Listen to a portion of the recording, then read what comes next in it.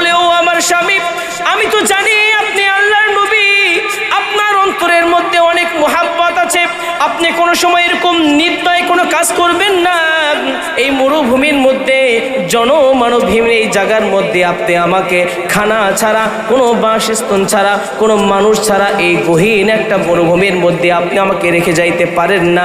ও ইব্রাহিম, ও আমার স্বামী, ও আল্লাহর নবী, আপনার কাছে যাওয়ার আগে একটা প্রশ্ন, একটা আবদার আপনার কাছে করতে চাই।